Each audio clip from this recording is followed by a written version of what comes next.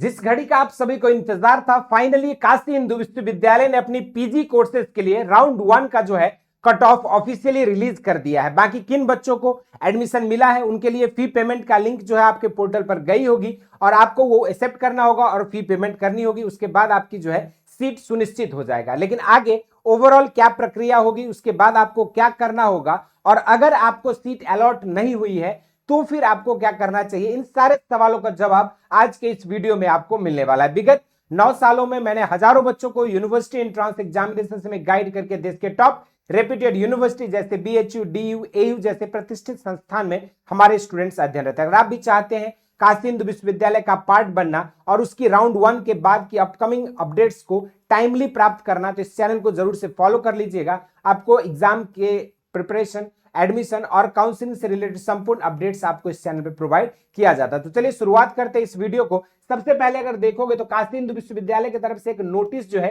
Release की गई थी और इस नोटिस में इन्होंने एलोकेशन ऑफ सीट, यानी कि जिन भी कैंडिडेट्स को सीट अलॉट हुई है फर्स्ट राउंड में, आप सभी जाके अपने समर्थ डैशबोर्ड को जो है ओपन कर सकते हैं और जैसे आप समर्थ डैशबोर्ड को ओपन करेंगे वहां आपको आपकी अलॉटेड सीट दिख रही होगी। अगर आपको अलॉटमेंट नहीं हुआ है तो आपको नेक्स्ट राउंड्स के लिए जो है वेट करनी होगी। अभी राउंड 1 का ही कट ऑफ जो है रिलीज किया गया। अगर हम बात करें राउंड 1 की डेट जो है आपको कब तक फी पेमेंट करनी है, तो आप अपने एडमिशन लिंक के थ्रू ही पेमेंट ऑनलाइन कर पाओगे और इसके लिए जो है डेट यहां पर आपको 14 तारीख को रात के 11:59 तक का समय दिया गया, यानी कि संडे तक का आपके पास समय है, आप इस फी पेमेंट को कर सकते हैं। लेकिन इसके अलावा कुछ इंपॉर्टेंट नोटिस भी इन्होंने कैंडिडेट्स के लिए दिया है, तो उन नोटिस को भी समझ लेते हैं ताकि आपको कोई भी दिक्कत ना हो। अगर पहले नोटिस दिखा जाए तो once the merit list cum allotment is released, आपको अपनी एडमिशन पोर्टल चेक बोर्ड पे जाना है, वहां पर चेक करना है। अगर बिफोर मेकिंग द पेमेंट, अगर आप पेमेंट करते हो किसी भी प्रोग्राम के लिए, उससे पहले एक चीज आपको ध्यान में रखना है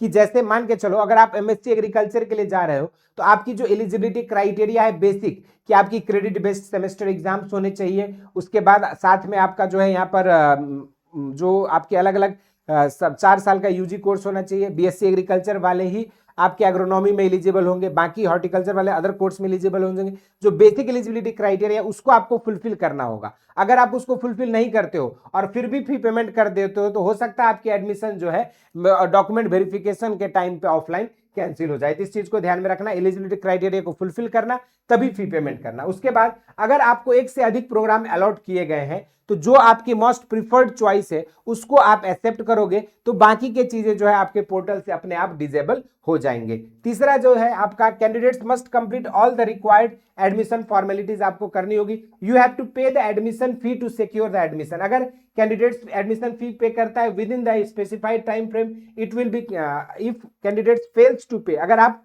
जैसे 14 तारीख का आपके पास राउंड 1 में आपको कॉलेज अलॉट हुआ, 14 तारीख तक का आपको समय मिला, अगर आपने फी पेमेंट नहीं किया इस दौरान में तो आपकी एडमिशन जो है कैंसिल हो जाएगी। फर्स्ट राउंड की जो अलॉटेड सीट होगी वो कैंसिल हो जाएगा। इसका मतलब क्या होगा, आप जो है will lose the allotted seat and won't be considered for any other further allotment rounds, यानी कि आप अदर फर्दर अलॉटमेंट राउंड्स में भी कंसीडर नहीं किए जाओगे, आपकी अलॉटेड सीट भी आपकी लूज हो जाएगी और साथ में will forfeit all rights associated with the allotted seat, सारी चीजें आपकी जो है खत्म हो जाएगा। तो ये चीज ध्यान में रखना, फी पेमेंट आपको टाइम से कर लेना है। इसके अलावा कैंडिडेट में either choose freeze or upgrade option. If upgrade option is chosen, then seat offered in subsequent round, candidate will have to pay the difference in fee, and if no upgradation, the candidates will retain his or her current seat जो है आपको मिल जाएगा। यानी कि आपके पास अगर मान के चलो फ्रीज और अपग्रेड किन कैंडिडेट्स के लिए है, जिनके पास अगर मान लो फर्स्ट राउंड में आपको कॉलेज अलॉट हुआ लेकिन फर्स्ट राउंड के कॉलेज अलॉटमेंट या फिर जो सीट कोर्स अलॉटमेंट है उससे आप सेटिस्फाइड नहीं है तो आप उसको एक्सेप्ट कर सकते हो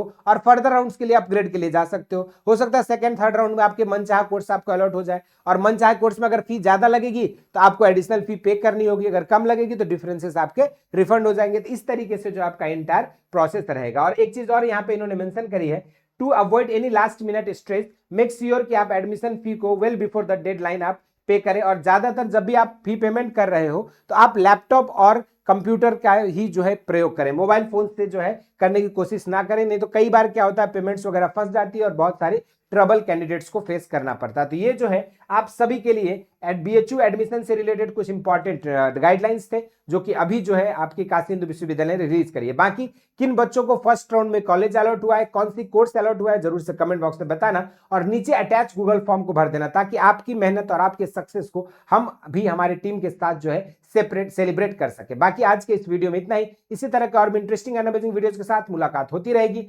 स्वस्थ रहें, मस्त रहें, धन्यवाद।